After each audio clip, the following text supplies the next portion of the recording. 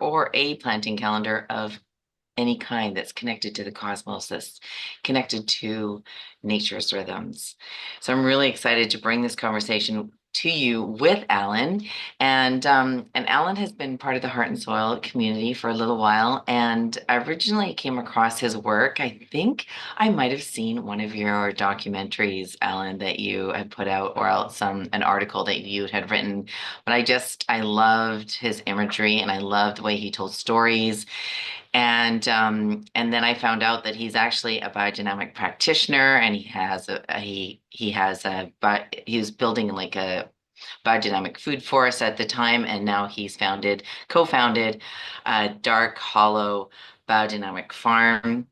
He's also he's a passionate advocate for sustainable agriculture and holistic land management. He works with beekeeping, and he's also doing something really cool, which I need to actually look at on his biography, and that is that he is um, you're pioneering something. What is it? It's the wood stuff. Yeah, basically I'm trying to apply biodynamics to agroforestry, Yeah. which is kind of interesting and challenging. I mean, I just saw Jeff Poppins speak last night, Hmm. right here in town, and got to meet him. And he was basically saying like, Steiner brought us all this cool stuff, and then he up and died. That's right, right? Not to be irreverent, but right, like there's so much more work to be done. And of course, you know, I'm trying to do a little bit of it myself if possible. Yeah. Oh, yeah. So cool. So, anyways, thank you for joining us, Alan. We're deeply honored to have you in the room today, and I'm looking forward to hearing your insights about using the planting calendar, and also just what you've been noticing as a practitioner of biodynamics and a mentor and teacher of biodynamics, somebody who's in it from lots of different perspectives, not just in one way. Thanks a lot. Yeah, I did prepare a little presentation for today, Yes. because I called Natalie, and I don't know, something was going on with the microphones. She's like, "Hello, hello," and I'm like, "Oh, Natalie, I just wanted to talk to you. I have this idea real quick. Let me run it by you." And really just kind of like it was going to be a conversation about how I use the calendar, and it will be to some extent. But I was like, what is even bigger than that? Like, why really should we pay attention to a biodynamic calendar? Why should we use it as a tool? What is it actually? How does it help us grow as a human being or become the best human being that we can be? So that's kind of where it's coming from. Now, all of that being said, Leslie had such an amazing introduction about leaning into what the universe wants to bring us, and trusting in it. I almost want to just throw the whole thing in the trash and just talk about that. But I will comment on that is I never thought I would get to be a farmer. I was going to do anything that was as close to being a farmer as I possibly could. And it just so turned out that, through COVID and some big family moves and some friends of ours who didn't want to cut wood for their fireplace anymore and wanted to downsize, that we came upon a 13-acre plot that to many people, I should say, was useless in terms of agriculture, right? No arable land. I would say we have 0.75 acres of arable land that isn't as accessible by anything larger than a John Deere Gator. So a lot of really interesting challenges, but to me, this was the most beautiful place. It was the perfect place prepared for me because of my studies and involvement in agroforestry, in regenerative agriculture, in tree crops and perennials. These are things that I've studied for a long time. Again, never thought I'd actually be able to practice them in this capacity. So, I totally agree with that. You have an openness, and then you send impulses into the universe, and show it your dedication, and good things happen. So, just wanted to comment on that for Leslie, and thank you for bringing that. Mhm. Um, let's see. So yeah, rhythm and reverence is what I entitled it. And you know, I kind of wanted to start with the thought that we have subjugated nature. And what I mean by that is that, and boy, it is just the human ego thing, isn't it? Where and I want to comment on the tomato picture. This is nothing against, you know, Mexican agriculture or Chilean or anything like that. It's just that we demand tomatoes in winter in Canada, right, Natalie? Yeah, Right. things that shouldn't be possible, and this is acting outside of nature, frankly. And all of that being said, I'm not shaming anyone for that, right? But it is evidence of sort of a larger pattern with human beings. Another great example of subjugation is the spraying of fields with harmful chemicals that I know, probably everyone in this room has a lot of concern with, especially if you live around this kind of agriculture. Again, I'm not shaming farmers, right? We have a paradigm that we're working within. This is all work that we need to do consistently and with each other and in love with each other. And to the left, you see hydroponics, and I'm not going to shame a hydroponics farm, right? But, it kind of goes back to, I want, as much food as I can get. Anytime I have a whim, I have a notion that I want a kind of particular kind of food, but these things, none of these things are in rhythm with nature. Just to kind of summon the spirit of Jeff Poppin again, he mentioned, like, if insects come to eat your field, it's because you didn't compost it enough. He said that nature is like, let me compost that for you. You know what I mean? But we're like, no, we can have no risk, right? Food security and whatnot. But the truth is, we're not really willing to do what it takes to be part of that community, that natural community. If we were doing that in balance, many of these things would not be the problems that we make them out to be. And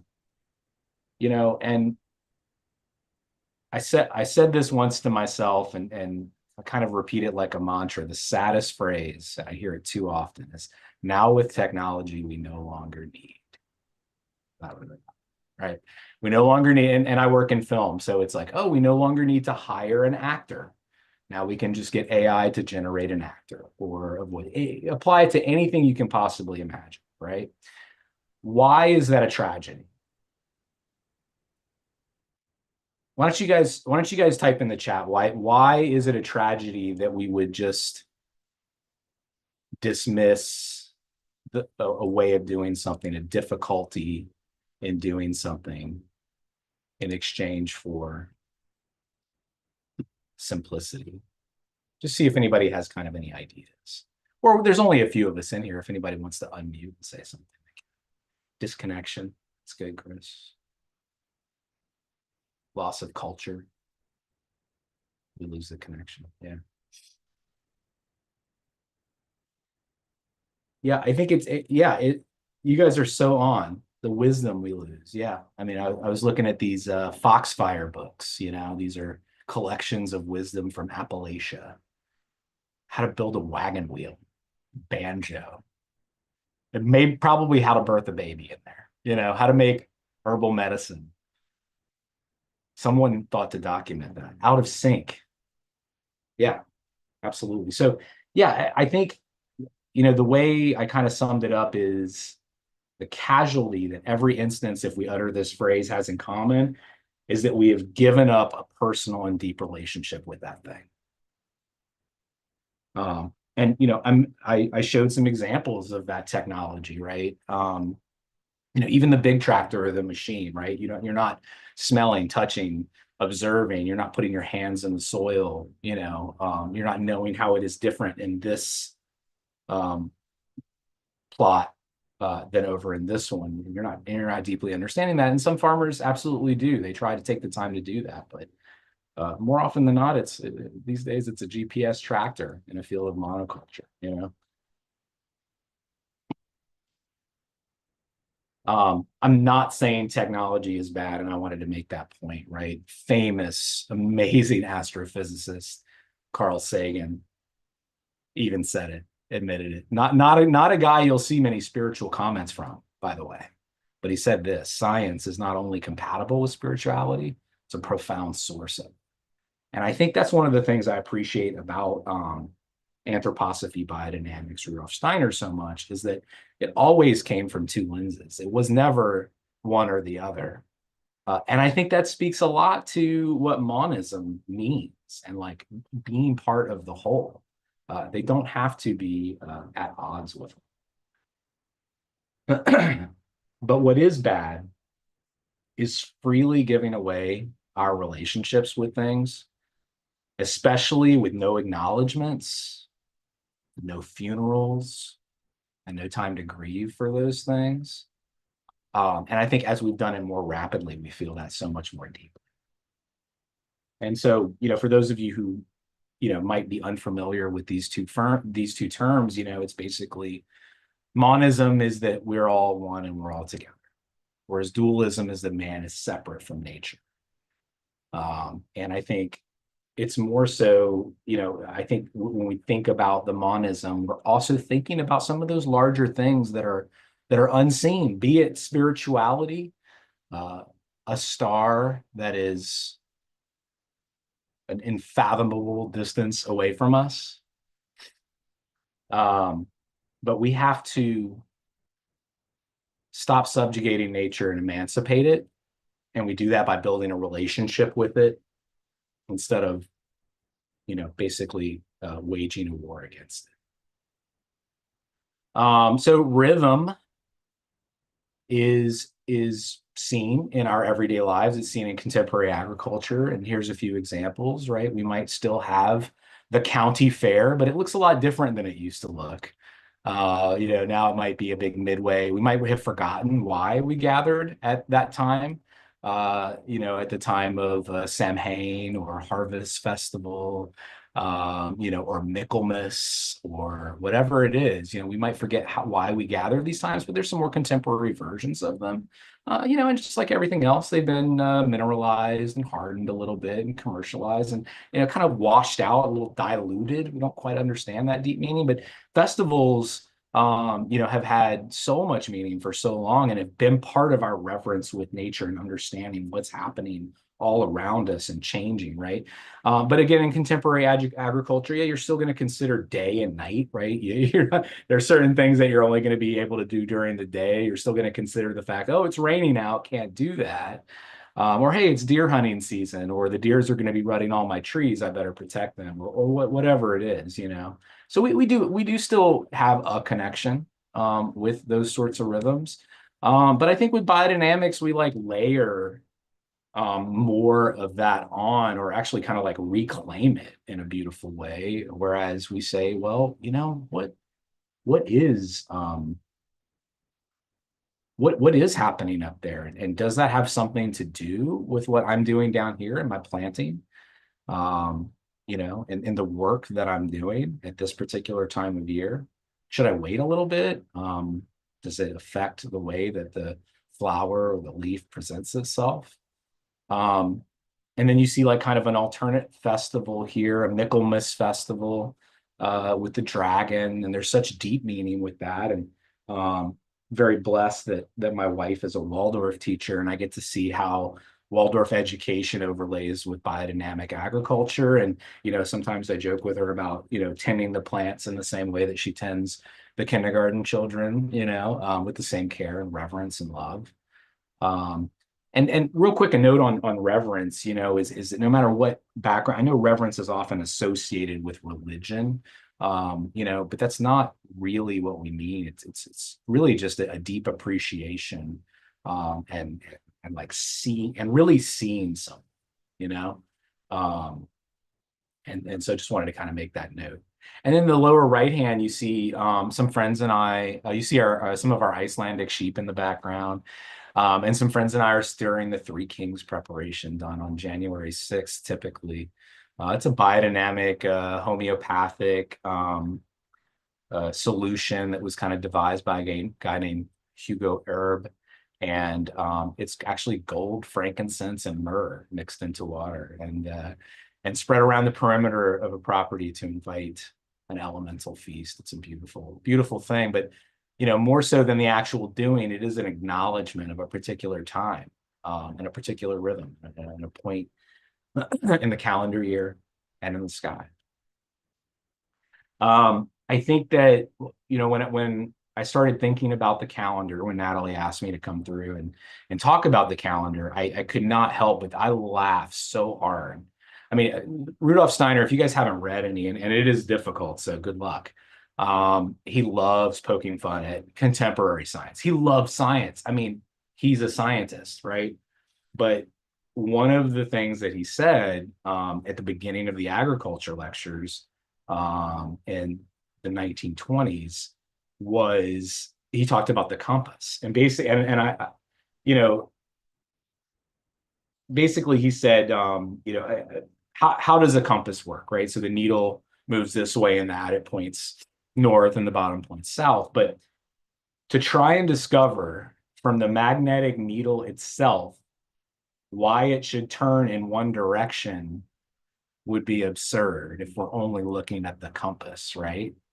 And we had to know a lot more to understand kind of what was going on with the compass. But imagine what we don't know, right? He goes on to say, it can only be understood in relation to the whole Earth. Yet, what is the case of the magnetic needle? What in the case of the magnetic needle is clearly absurd is regarded by many people as nonsense when it comes to other things. The turnip is regarded as growing only within the narrow confines of its earthly surroundings, but this becomes impossible if one comes to the point that its growth may be dependent upon innumerable factors which are not present on Earth at all, but in its cosmic surroundings. This was the kickoff, for agriculture. And by the way, since I want to bring everything back to the calendar, because it's also what we're talking about, the calendar was never mentioned in the agriculture course. And it's part of the ongoing research done following that very important moment. He certainly talked about the cosmic influences, and he talked about certain signs that you would do certain things at, because people were looking for this practical advice and these like materials and these preparations. And he's like, oh yeah, you'll burn that ash when the sun's in Leo, you'll do this when, right? But never was he like fruit day, the leaf day, the earth day, right? That was kind of some further research afterwards. But it was a great starting point. And the compass is the perfect example for what happens in the celestial planting. Is when we do take into account those things which which we don't easily see. So with biodynamics, we have this whole farm organism, which is kind of actually in the middle, right? We do want to go back and we want to look at the soil microbiome. That's the micro scale. That's part of it too. That is not something that you're going to get from the calendar. That's something you're going to get from your deep and personal relationship with your farm, smelling it, touching it, putting it under a microscope even, right? And also very important. But then we also want Reverence's deep appreciation. Yes. We also want to go on the other side now, and this is where the calendar comes in. And we're going to go to the macro, in the cosmos.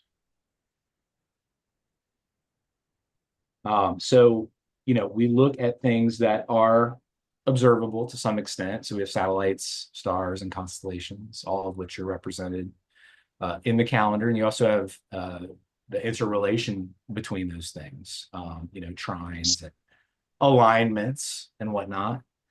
A fun note that I learned from my time at the Pfeiffer Center, and I can never not think about this when I'm looking up at the sky.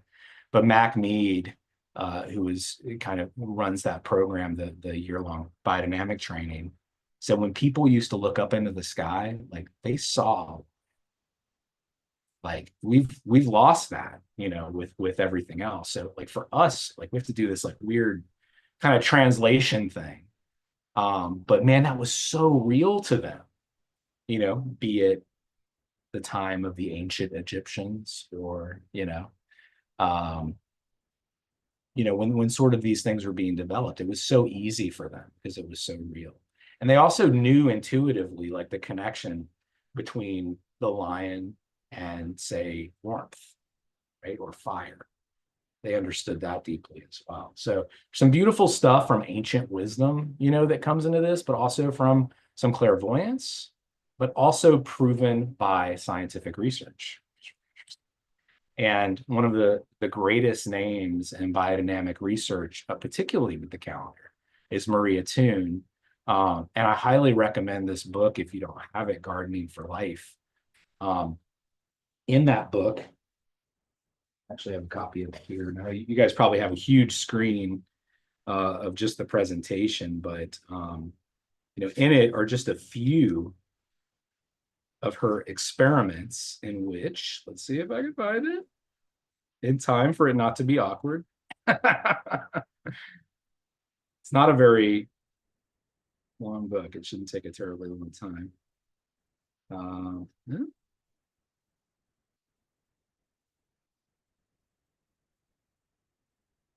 It's eluding me, perhaps for some reason. But good news is, on the next slide, I have a backup.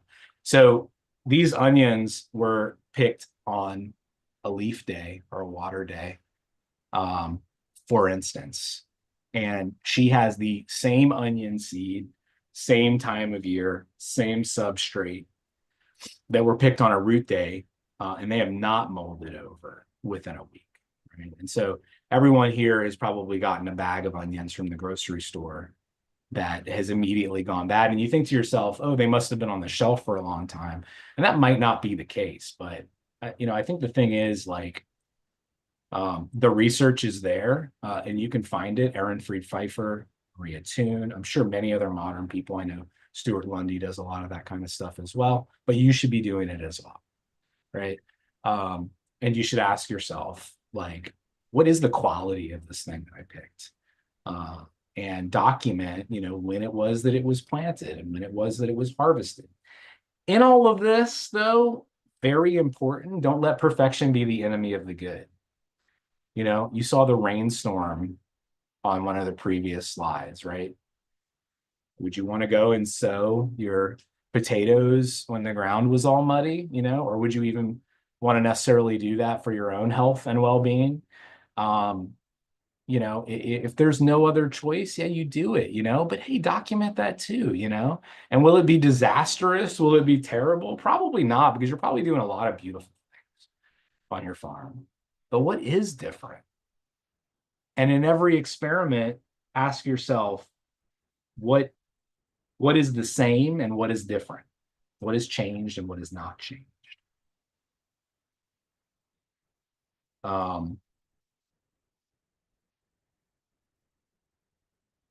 I think the important thing is that we do these things, and that even in experimentation, that is our relationship and our reverence and our rhythm. So do the best, do what you can, start where you are, use what you have. But do it, I think, is the important thing. So, we talk about the calendar and incorporating that calendar into your farming practices as a way of rhythm. And what I love to do is just get up in the morning and just, like, ask myself what day it is. Today is February 6th. It's a Thursday. The moon is in a waxing crescent. It's ascending. It's in Taurus. And it's a root day. And just at the beginning of the day. And every once in a while, I'll go in and plan things out, and it provides a beautiful template to plan things. And sometimes, like in film, I like to say that constraints are one of the most creative forces in the world. And so by having this set of constraints, for lack of a better word, and that's not a particularly reverent way to put it, You're able to plan some things out and be creative and get creative. But guess what? You're not just doing it with yourself. You're doing it with the whole cosmos. And that's an absolutely beautiful thing. And I'm gonna I'm gonna admit I know I cannot be an expert on everything. I'm a human, I'm a generalist, and I'm gonna dip my my toes into every pool I can find. I don't understand. I understand a little bit about what is happening in some of these more complex configurations. However, I don't have a deep understanding of how that works or why. Um, but I don't need to because Natalie and Leslie and their team in this particular example have done that for me. And it allows me to be creative in the spaces that I'm feeling, the impulse to be creative. Not only do we have, I mean, this is the easiest and simplest thing. And by the way, and this is not a substitute for a celestial planting calendar, but I have a moon app on my phone, and I have it set to as close to celestial as I can get on this. So it's like, we all have our phones with us and we wish we didn't or whatever, right? But at any moment I can say, oh, look, the moon's in Taurus, right? The simplest of all things. Over time, I've learned that Taurus is an earth sign, and that means that it's a root day, and so I can work with that even if I don't have immediate access to this. But by the way, they do provide digital access to the calendars as well, so you can also call that up on a mobile device or something. So that's great. They've also included indications here, and I love this, about when you might do certain biodynamic applications or the spray applications, which is great. And that is, actually stop sharing in case I reference this again. I'll be nice and big now.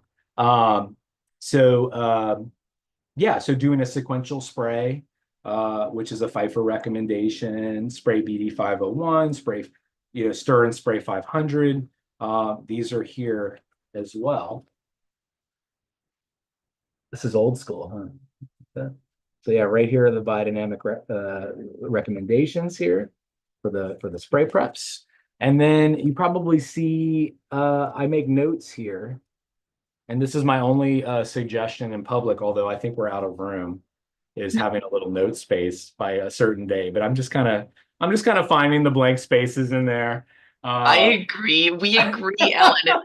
We have worked so hard to figure out that. So if anyone has any ideas, we are open to them. We have some ideas that we're looking at for next year. It's tough, but I find a little spot and I do it. What I love about this particular calendar, what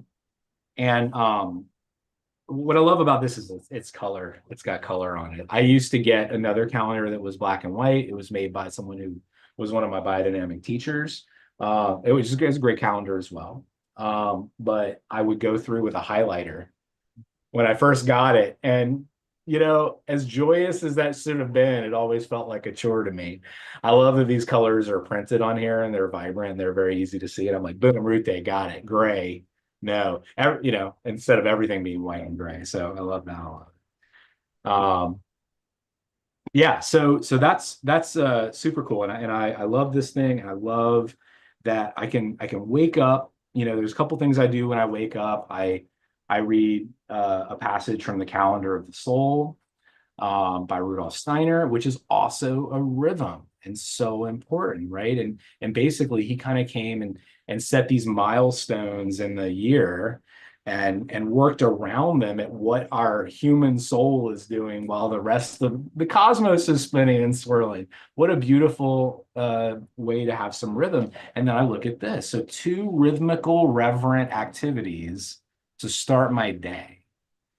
And then what ends up happening is that all of a sudden, just by leaning into that, and acknowledging that and providing that reverence, all of a sudden I notice the moon.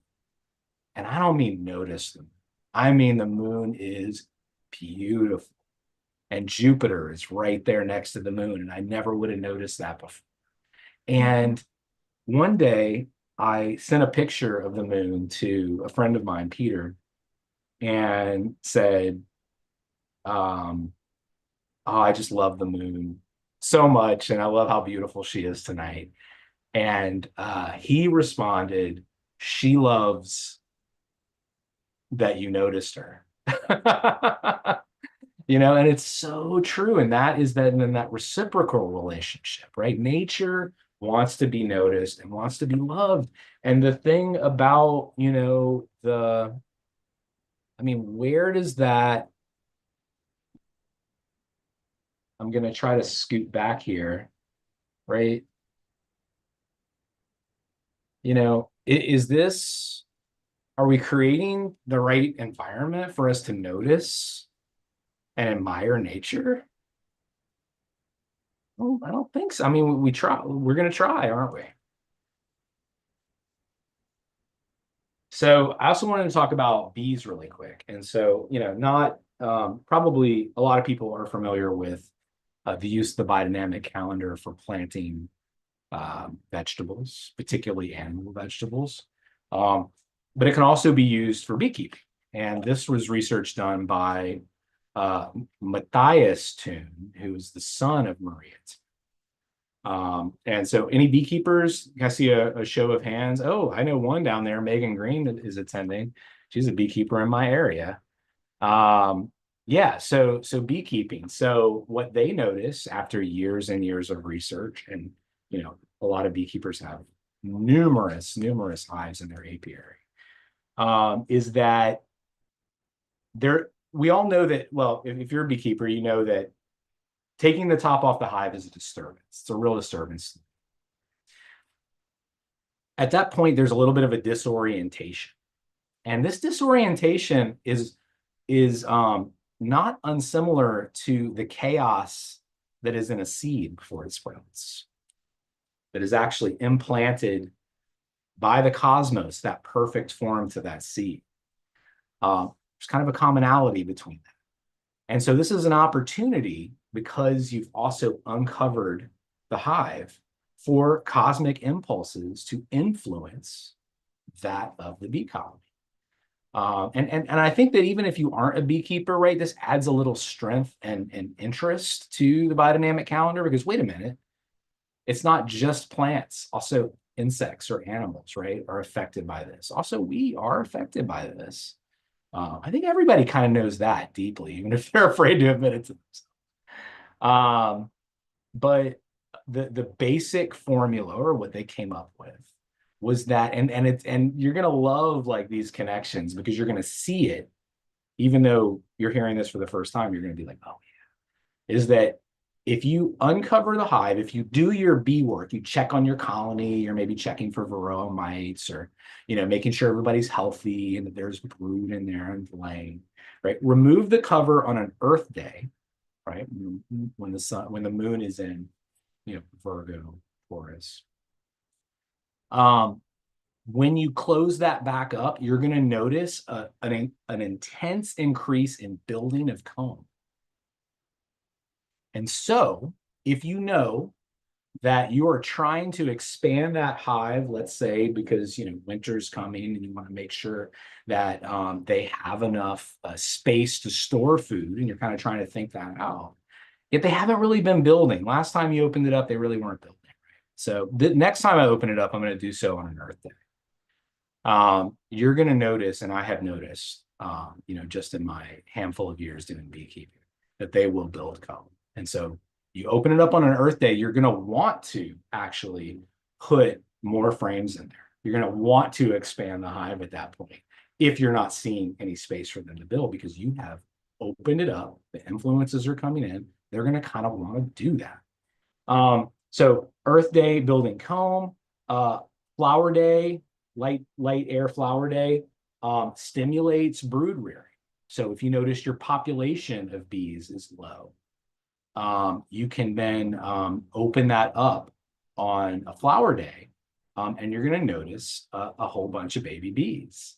You're going to notice that population is increasing. So the next, you know, let's say you open it up a couple of weeks later, you're going to see a lot more brood, which is super cool, a lot more larvae. Fire fruit days stimulates the desire to make, really to gather honey. So if you notice that their food supply is low, you would want to open that up to do your checks, your investigations, or heck, just to allow those influences in. Why not? On a fire day.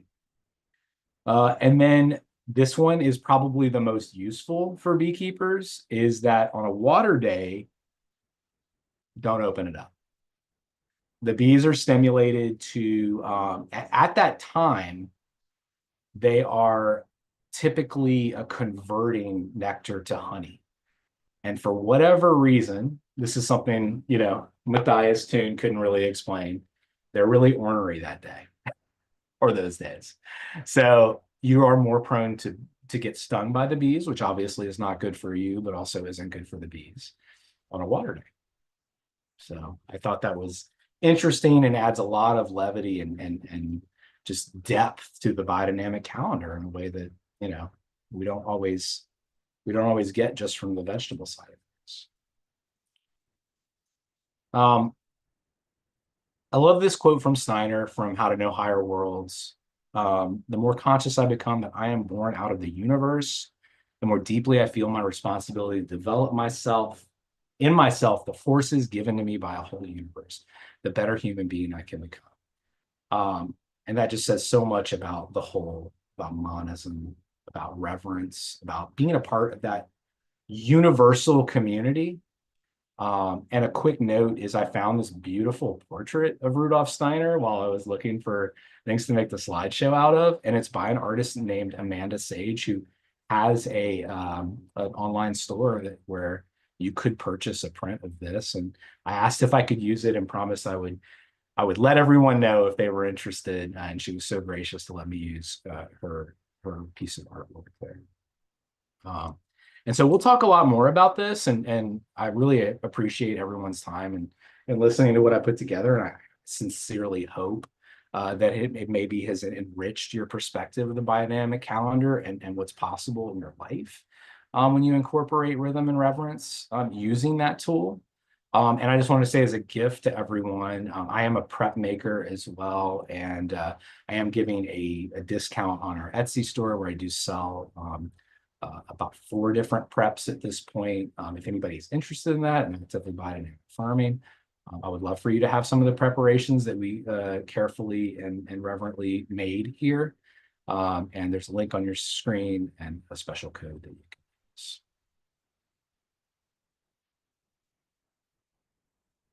Awesome, awesome, awesome. Thank you, Ellen. And the link to Ellen's Etsy store is also in the chat, along with his socials and website.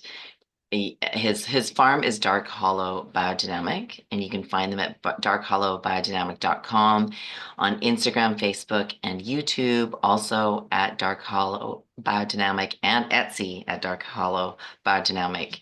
And you have more than just biodynamic preparations at your store, right? You've got wool, roving, art, and other little tidbits, right? Yep, absolutely. And Yeah. the code is good for anything that you're interested in. Awesome. Thank you for that. Thank you for that. It's always nice to find biodynamic preps that you feel connected with and that is meaningful. So thank you for sharing those with us. Ellen, I appreciate so many parts of that presentation, from just honoring the reverence of being attuned to the possibilities and what's opening up for us, like Leslie started with, to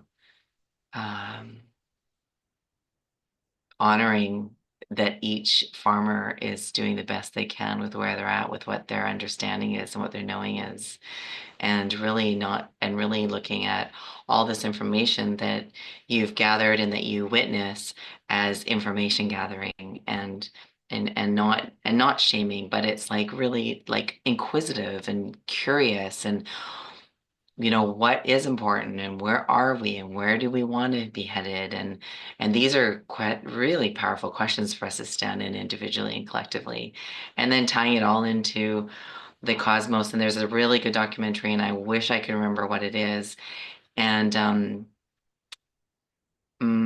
but it's a documentary looking at ancient civilizations around the world that have been wiped out, and it's by, you might know it. Do you know which one I'm talking about? It's so No. good. And one of the commonalities between all these civilizations is that they have, uh, I will simplify it and say sundials, but they have cosmic sundials, and they're found all over the world, like in South America, North America, just like even probably close to you, I think. There's one that's like in the shape of a serpent. It's so fascinating, and some of these are just being dug up and discovered more recently. Does anybody know what it is? Okay, the app is called Deluxe Moon. Anyways, so to tie us into, that's what came to mind, and how disconnected we've become as a species here on Earth from everything that we have just lost like connection with. And it's interesting because I think some people do have a deeper understanding without even knowing or understanding what their understanding is, because we've lost the we I think we still have the connection and understanding, but we've lost the words to express Hmm. what we see and what we feel and what we But notice. let me add to that. It's also within us, Yes. if only we can unlock it.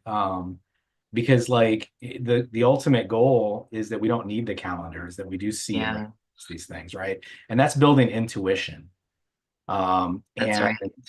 it reminds me of the Masanobu Fukuoka quote. The Mhm. ultimate goal of farming is not the growing of crops, but the perfection of the human being, and it's like, Mhm. and we can nurture that and get that in ourselves. Mhm. And I had an intern over the summer who was amazing. And her instructor came for a site visit and was asking sort of about the like particular methods and tools that she was using. And I was like, that's for the classroom. Here, I'm trying to help her build her intuition. Yes. And that was okay with her. It was a little bit of a Yeah. shock. I Yeah. was like, so we are doing things, but it's also like, what does she feel we need to do, Yeah. right? Yeah. I really agree with that. And I don't know if anyone could see me blushing when you said that, because I feel like you unintentionally called me out, because Leslie and I've had this conversation. I said I love this celestial planting calendar. I grew up with it and other calendars like this in my house. Um and uh and I won't say that I'm super dialed in. I feel very connected to the cosmos. I always have. I used to talk about like crazy and interesting things when I was little, and still do. But I said that with the calendar, is I feel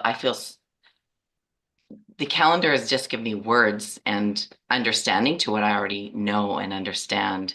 And so I said, I part of me feels like a fraud doing the calendar, because I've leaned so hard into my intuition. I felt like I was so connected. And so it's when you said that, I felt almost called out on that. So I wanted to Natalie, and just, look, not everyone has to be on this thought train or this line of thinking, but if you believe that you're a timeless universal being, learning something is just remembering it. that's right. Yeah.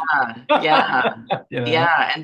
Yeah. So I thank you so much for presencing that piece of, Yeah. and connecting the two. It's so powerful. Um, and I love that you brought the bees in, because we've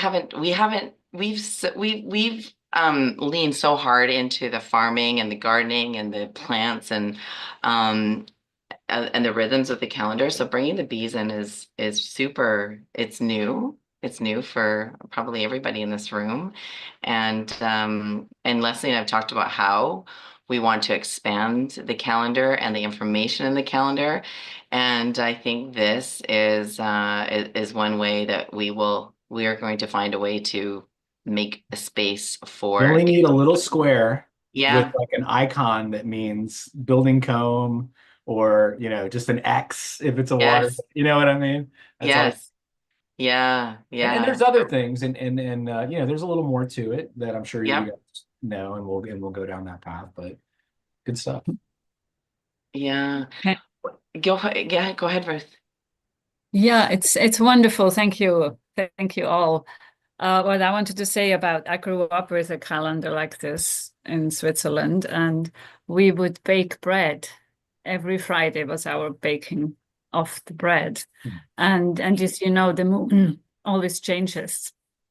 And you could see that the bread, when it was in a water sign, was flat. When it was in an air sign, it was light. When it was in a fire sign, it tasted the best. In an earth sign, it was heavy. So in a way, you can see it, and then you look at the calendar and you see, oh yeah, that's the moon was in a fire sign, and that's why it tastes so good. So I think those are the things. And my grandparents, they knew it intuitively. They followed the moon and the sun, and that was what they did.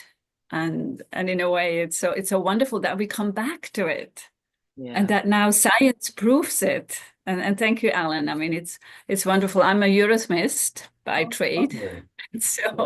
so as a meditation for the Eurythmist, Rudolf Steiner gave us to know at any moment, day or night, where all the planets are. This is our meditation, and together with the calendar of the soul, you see how that becomes not a chore. It's just life. It's rhythm. It's everything. So thank you. Yeah, and Yeah. for those who may not know, Eurythmy is this beautiful speech to form art uh, and love that people practice and train for and really become in a special way. And they, notably in the agriculture lectures, Eurythmy was always a part of any kind of big event like that. And I think one of the first parts of the agriculture lectures is him acknowledging the Eurythmists and how wonderful and beautiful that was, and how that set the stage for what they were going to do that day. So Yeah, 30 euros missed. It's good. Yeah, good. Thank you. yes, thank you. Yeah. And thank you, Ruth. Ruth has actually done Eurythmy with us every morning of the Soil Summit for the last 3 years, and it's just been an absolute delight to open up every morning of the Soil Summit with Eurythmy. Alan, with the planting calendar, um, you referenced some of Rudolf Steiner's work and his lectures. And so I just wanted to ask Leslie, if you'll pop the website that we share for Rudolf, or is that in the course? I know it's in the Celestial Planting Calendar. So if you have the Celestial Planting Calendar, we have the links to Rudolf Steiner's work where you can find his lectures free online, PDF in the form of PDFs, and you can also on Audible. I know they're there. You can listen to them. I don't know if they're on Spotify, but there's They a lot of are. places. They are. Okay, Rudolf. If you Google or search Rudolf Steiner's agriculture lectures, that's where you can find them, and you can also buy the books as well. Yeah, and by the way, I did mention it's a little difficult to read that sometimes, particularly if you're an English speaker primarily, right? Because it was spoken in German, translated, and he's a scientific guy, so he definitely speaks at a very collegiate level. But again, I was so excited by seeing Jeff Poppin. He actually rewrote basically the agriculture lectures in sixth grade English, which I'm excited to experience it that way because I bought that book from him last night. So Awesome. I love Jeff Popping. yeah. Yeah. What have like when you talk about connecting with the rhythms and the reverence of nature, I mean, you live this, Ellen, you like living it and breathing it. And I'm curious, what do you like if you're new to and you're feeling disconnected, even though I think we're all connected and we all actually don't know it. But so if we're feeling that disconnection, we actually don't know where to start. How does one start with that? Like, how do you help people connect with connection? Man, how do I help myself? It's like I can't possibly do it good enough. And I think that's part of like reverence, right? Is like, I'm not worthy, you know? So Mhm. it's like first, get rid of that and just be like, what can I notice? Where can I start? I mean, and so God, I think number one is take a friggin' break. Like how could you possibly do that if multitasking is an absolute fictitious term? You can switch really Mhm. fast. You can't do two things at once. You can't, Mhm. just like you can't be two places at once. So being present is none of us are good at it, right? So it's always a striving, and that Yeah. that is the thing. So it's like, and you might think to yourself, oh, well, I can't even be present for my children today. How can I possibly be present for the creek or the Mm. heron that is right there or whatever? But they're all important, and it's like if you're in that moment and you can do it, don't guilt yourself out of that possibility. Mm. That's really powerful. I did a little TEDx in 2019, and that's actually what I taught. One of the things that I talked about is the fallacy of multitasking. We don't actually multitask. People who multitask just have the ability for their brain synapses to go super, super fast, jumping in between different ideas. You're never holding two or doing two things at the same time. It's like duh, duh, duh, duh, duh, duh, duh. So um and with that and going into presence, Ellen,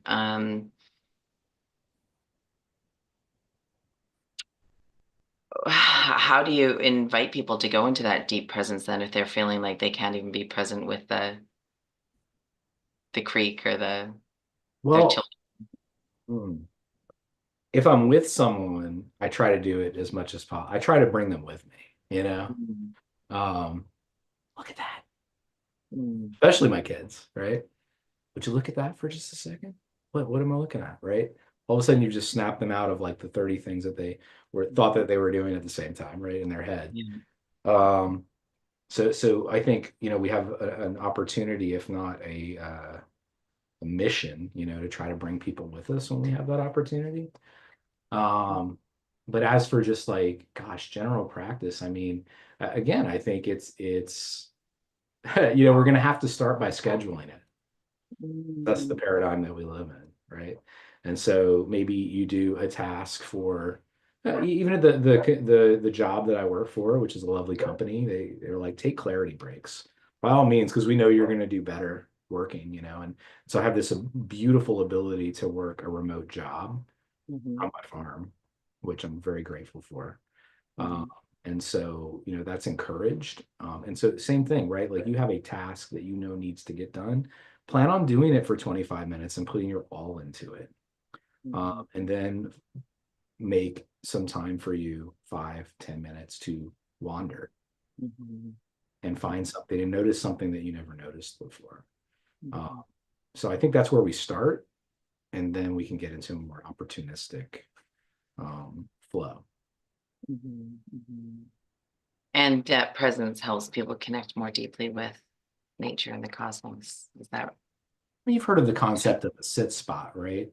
Mhm, um, you know, uh, making again to the scheduling thing, and a way that we start is you find a place that's in nature, or whatever framework of nature is right outside your home, and you sit there at a given time for a short amount of time, but do it in a rhythm, a regular way. And then again, what has changed? What has not changed? And I'm channeling one of my mentors, Jennifer Green, in that. What has changed? What has not changed? Jennifer Green, brilliant and beautiful water, esoteric, and anthroposophical water researcher, mhm, lovely human being up in Maine. mhm. So schedule some sit spot time, choose a spot that is going to be meaningful to you, and do it on some sort of a regular basis or rhythm as best as you can. Again, Right. like Right. And don't sometimes I beat think yourself we up. can, yeah, sometimes we can overcomplexify it, if that is even a word, overcomplexify. It is now. It is now overcomplexify. Um, being present, right? Because just like just notice this holding your hands together, like feeling your palm, the palm. What does that feel like? What does it feel like when Let's you're all do that. what does that feel like when you're, let's all do that. Are you gonna join us? Just put your palms together for just a moment and just notice what that feels like for your fingers to be up against each other and the belly of your hands to be up against each other, your thumbs. And then if you like spread your fingers out while you're doing that, that's like a completely different sensation, you know? Mm-hmm. And yeah, that's what, meditation, it's going in or going outside of yourself and observing things that Mm-hmm. you haven't been able to see before. Isn't that what Right. meditation is, one way or the other? That's right. Or just even noticing, like, what are you sitting on right now? That's Mm. presence. That's Mhm. like just noticing exactly where you are. Yeah. So, coming back to the calendar and using the calendar. So I love that you write notes on it and love that you wake up and look where the constellations are. What are some of the other ways that you use the calendar that you find really help you connect with the rhythms of your planting and harvesting? Like, is that you're just writing down when you're doing it, or are you using it to plan? Yeah, so I use it to plan, and I'll say if what I want to plant is garlic, I'm going to want to do that on an Earth Day. And then I incorporate secondarily, not primarily, my own schedule, which is kind of nice. So like I'm giving that like that gift, right? To the I'm like, first of all, where is the cosmos? Where am I in the cosmos at this moment? Secondly, okay, I have some things that I need to do. When is going to be a convenient time for me to do that? So definitely planting of seeds, harvesting of plants. It's funny, we didn't even cover that, right?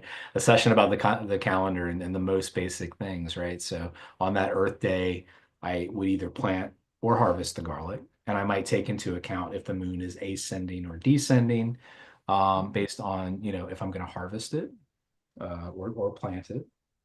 Um, I I love the gray spots as well. And for those that don't know, the gray is either basically a 3 hour period in between when the moon is changing from one constellation to another, one zodiac sign to another, or a particular time of cosmic unrest, let's say, right? Where a lot of things are going on. And if you really want that perfect archetype of the plant to put itself into that seed, especially with planting, you want to avoid those times. So I love the gray spots because the gray spots tell me to take a break.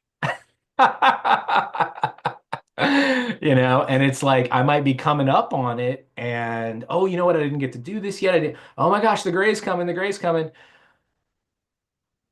Okay, in a couple weeks it'll be an Earth Day again. I'll do it then. I think that's right. That feels right. Or like, you know what? The next thing is a fire sign. Maybe I'll get some really good seed out of this crop. Let's just plant it anyway.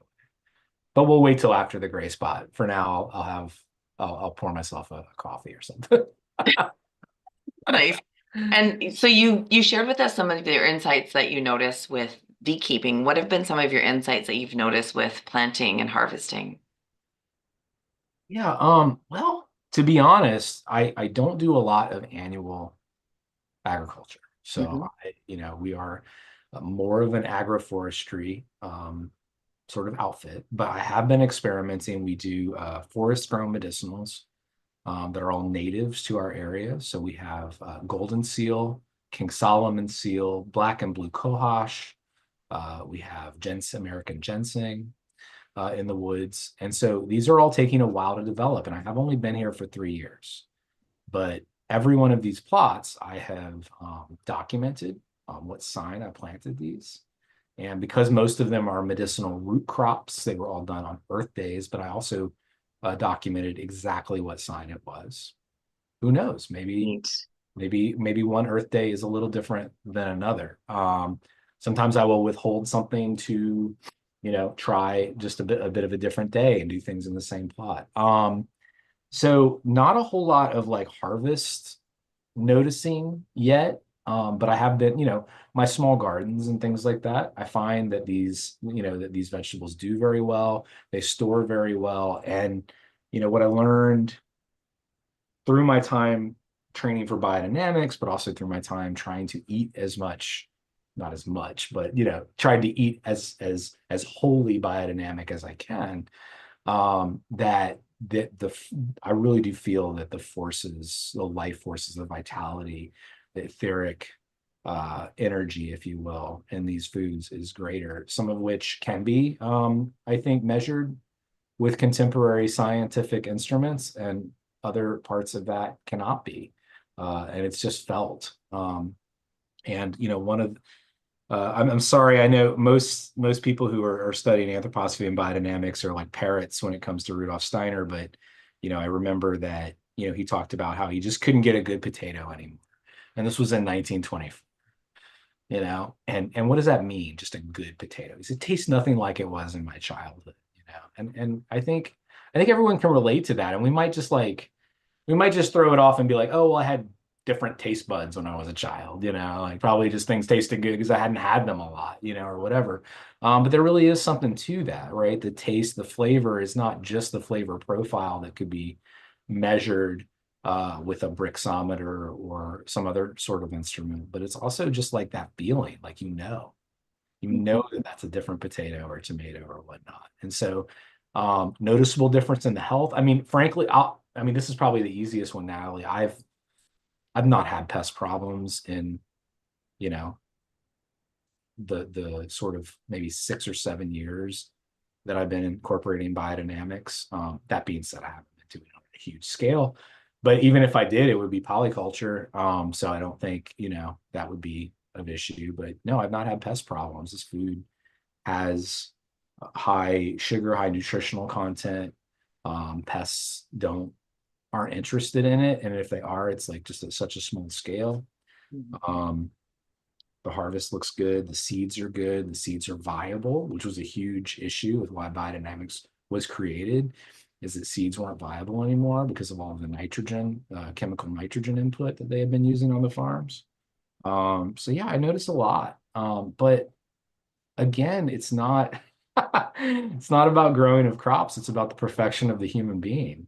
And so that's the value I get from doing biodynamics, is feeling more interconnected, more intuitive, more a part of the whole, which is actually less of me. And it feels amazing. That's really powerful, Alan. Thank you. Thanks for presencing that and for sharing your insights around that. I see some questions in the chat. Anyone have questions, please put them in here. Katrina Wolf, who's also a biodynamic practitioner in New Zealand, who we love, has asked if she says she'd love to overlay the human design transits on the biodynamic calendar. She's curious if anyone knows of someone exploring this globally. So Katrina, I've been actually looking at this, so we can have a conversation about it. I'd love to. And I know one other person who's curious about it as well. And Ellen, are you familiar with that? No? Okay. But I'm interested. What do you guys come up with? Yeah. Yeah, I'm curious too. Do you put BD preparations in the area you graze your sheep? Yes, absolutely. So I definitely put, we came onto degraded farmland, that was also colonized land, that was also, just eroded land. And it used to be dairy farms years and years and years ago. So the second I got here, I don't think we were here one day before I sprayed my first 500 on the field. And it's been interesting experimenting in the forest as well. That's really where we're growing things. And it's kind of not the paradigm, especially with 501. It's like, hey, if you're trying to grow a tree that's like 50 feet tall, how do you get 501 60 feet in the air. I haven't figured that out yet, but right, because that's where we're supposed to spray it. But yeah, I mean, from the get-go, definitely as much 500 as I could possibly put on. Even though it is such a homeopathic small thing, it was like, I felt like I was making up for years of degradation.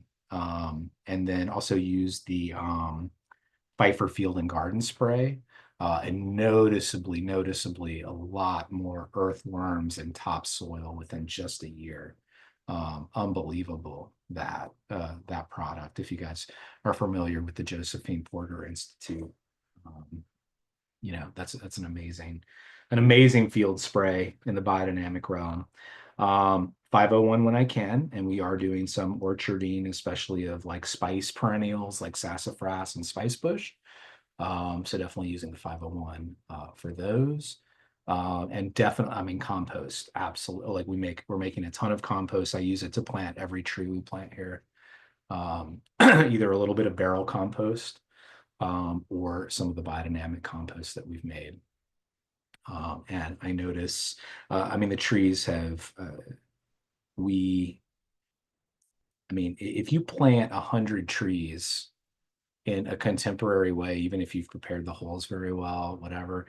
I mean, I think it's expected to have about 20 to 30% die off at a seedling stage. We've had 0% die off. And I don't know.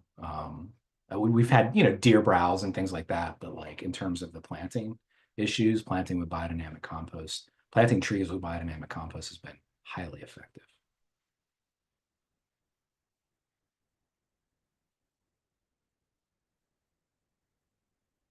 Oh, Natalie, you're muted. Natalie, you're on mute. Thank you. Here's another question from Greg. He says he's been using biodynamic preps and 500 and 501 for several years, and he's still a bit confused about orientation of how to view the zodiac constellations with the sun and earth orientation. And he says, your example, Alan, of the calendar slide shows earth. Oh, sorry. So your example of the calendar slide shows Earth oriented to view Aries via a straight line of sight view from Earth to Sun to Aries constellation. However, at nighttime when Earth is rotated away from the Sun, my night sky view seems like I would actually see Scorpio, which is 180 degrees opposite of Earth to Sun to Aries constellation. In your slide example, at nighttime, I'm actually viewing Aries, or am I looking up at Scorpio? Okay. So, good question. And first off, I did just swipe images that were representative. So apologize that I'm not super familiar with what was happening there. Trying to just kind of paint a broad picture. But I think the important thing to remember is that it doesn't matter if it's where the moon is shining through. And boy, I had an image of this. I wish I had it. But you can imagine the moon like a lens. And it doesn't matter if it's permeating through the earth. Let's say the moon is not even visible in your sky. It's whatever zodiac, whatever constellation is transmitting through the moon and hitting the earth. It could go all the way through the earth and still have the exact same effect, even if the moon was not visible at that point. So it's all it is where the earth is, moon in between, constellation is what we're talking about here. And to that cosmic force, the earth is completely permeable. I hope that helps. Yeah. Yeah, this is a great explanation. And Chris asks, are you doing any forest grown mushrooms yet? I actually started with forest grown mushrooms, and I was like, we're a mushroom farm. That's what we're doing. You know what I mean? And I have some wonderful friends that are absolute experts in growing mushrooms. So consulted with them, did a little training, bought actually 200 shiitake logs from a farm that was unfortunately closing down, which was a really fun story transporting those, maybe for another day. But they are, and I did another probably 200, 300 logs in our first 2 years here. We had two consecutive years of drought. And the place that I put the logs did not allow for irrigation, which I didn't expect, of course. I mean, these are just things. So basically, I'm trying to make grand plans to get a new laying yard closer to a pond that we have on the property. And so we did produce some shiitake, lion's mane, oyster mushrooms, sold them to a local farm-to-table restaurant. But at this point, unfortunately, all the work that I put into that, well, it's not all for loss. It's going to make great compost. You're still, that's right. Yeah, and it's brought you to where you are now. Right. Learned a lot. And so basically set the snap, there was necessary for me to do that to fully and deeply understand the water cycles here, the possibility of risk, and what needed to be done. And so Mm, I'm setting the stage for that to be more successful next time. It's interesting that you bring that up, though, because that's one other thing that has never really been explored or at least documented with biodynamics, right? When do you inoculate a log? Is it on a root day or a fruit day because you want the fruiting body to? So we actually documented all of that as well. And I haven't yet really dove into the data in our mhm. limited growing time. But how does biodynamic apply? How does biodynamics apply to the growing of mushrooms? Yeah, Interesting question, right? it is. It is. And Katrina is also saying she's asking if we know any tomato growers using the calendar for timing, but not necessarily the preps. She tried to introduce it to a local hothouse, but they weren't so they find it actually funny, not real. Maybe they laughed. Yeah. I would check into Maria Toon's research. I mean, in today's world, you're going to find the most research around biodynamics in the growing of grapes. Mhm. I mean, that was it was probably what saved biodynamics, which is a super interesting thing. Um, but I'm sure they exist, and I would probably look into some European biodynamic annual farms and maybe ask. I'd probably be willing to share information with you. Mhm. There's actually, I think one that might have been mentioned in John Bradshaw's um, session. I don't, they're on a coast. I think they grow a lot of greens, but they also might grow tomatoes. So that might be a good session to just tune into. I think you were there, Katrina, for that. He talked about a bunch of different farms. I mean, Um, one more thing about that is like, man, I would be like, can we do our own test? yeah, that's what I Because would ask. it's They like, no, right. They're not interested in the prep, so you don't have to really sell them on that. You're like, all I'm asking for is give me like a quarter of them to do something a little bit different with. You're not going to lose there's no way you could lose any volume, right? Let's see if there's a difference. I think what an amazing opportunity you have, Katrina. yeah, yeah, I agree. If you need help convincing them, let me know.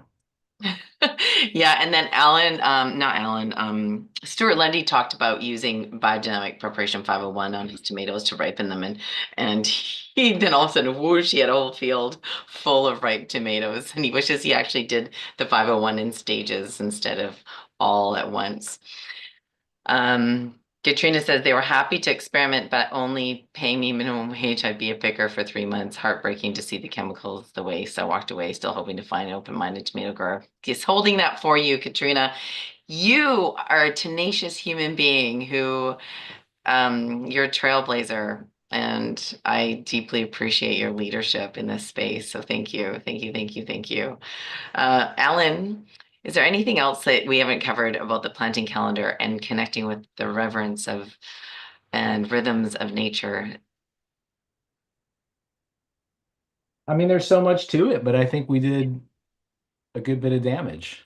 Yeah, we sure did. Like cosmic blew things up. Yeah. Damage. Yeah. Thank you so much for your insights and for your reverence of your this time that you spent with us and fully and Oh, thanks so much for all of having who you me. It's are. so honored to be a part of what you guys are doing. So proud and happy that you guys exist. Oh, thank you. And you know what? You know what I forgot to say in the introduction, and it's kind of like when you go to a party and you go there with your significant other and you forget to introduce them because they're just a part of you maybe. But that's how Alan is with us. Alan is also one of the contributing authors to the 2025 planting calendar, and he has a wonderful article, The Herbalist, the Medicine Maker, and the Forager. So be sure to check out his article here. And he's also contributing an article for next year's calendar. And I'll give you a hint. We talked about some of it in today's session. It's going to be good. Yeah. So anyways, thank you, Ellen. We love you and we appreciate you. You can find Ellen at Dark Hollow Farm on the web. That's darkhollowfarm.com, and on Instagram, Facebook, YouTube, and Etsy pardon me, I misspoke. Rats. You can find Alan on the web at Dark Hollow Farm. No, I said it again. You can find Alan at darkhollowbiodynamic.com. Now everyone's going to remember that. And at Facebook, Instagram, and YouTube, and Etsy at Dark Hollow Biodynamic. Yeah. So, and be sure to use his code that he's graciously gifted us, Soil Summit, for 15% off for any of your preps or anything you decide to gather from his creations. So thank you. Big love. Yes. And thank you to each of you for joining us. Thank you, guys. And making the space. Yeah, thank you. We see you. And thanks for playing with us in the chat too.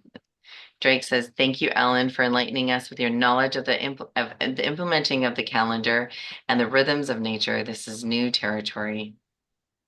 Yeah, thanks, Drake, for sharing that with us. Appreciate you being here and delving into new territory. It's great. Hopefully every day for me, I delve into new territory. Yes. Yes. Because I think there are some seasoned biodynamic planting calendar users in the room and some people who are brand new to it. So it's nice. I think there was something here for everybody. And we have some amazing sessions coming up next. More amazing sessions.